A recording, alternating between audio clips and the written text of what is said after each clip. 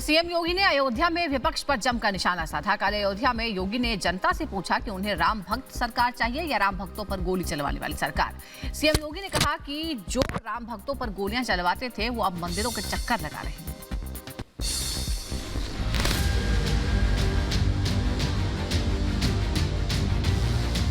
CM Yogi Adityanath ने आज अयोध्या समेत अवध के कई जिलों को सौगात दी। इस मौके पर सीएम योगी ने अखिलेश यादव पर जोरदार प्रहार किया।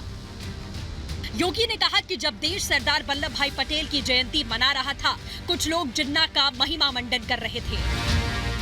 एक तरफ पूरा देश सरदार वल्लभ भाई पटेल की जन्म जयंती के कार्यक्रम को राष्ट्रीय एकता दिवस के रूप में मना रहा था और दूसरी तरफ समाजवादी पार्टी देश तोड़क जिन्ना की महिमा मंडन का कार्य कर रही थी। सरदार पटेल जी,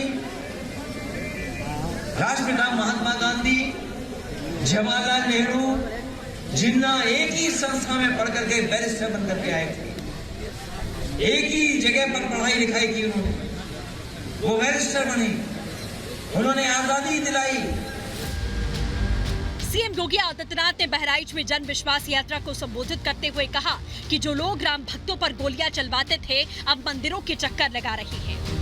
राम भक्तों की सरकार चाहिए या राम भक्तों पर गोलियां चलाने वाली सरकार चाहिए? राम भक्तों की सरकार है तो भगवान राम ने राम राज्य, जो राष्ट्रपिता महात्मा गांधी ने राम राज्य की बात की थी, स्वतंत्र भारत में कैसा शासन चाहिए? राम राज्य की परिकल्पना को साकार करने वाला। मुझे लगता है नेताजी के पास, और नेताजी ने बता दिया है कि अब उत्तर प्रदेश से भारतीय जनता पार्टी का सफाया होना तय है, और नेताजी ये भी कहे होंगे कि बाबा जी अब जा रहे हैं उत्तर प्रदेश से। सीएम योगी ने बुलडोजर के बहाने भी विपक्ष पर जमकर निशाना साधा। कहा जब माफिया पर बुलडोजर चलता है तो इन्हें दर्द होता है।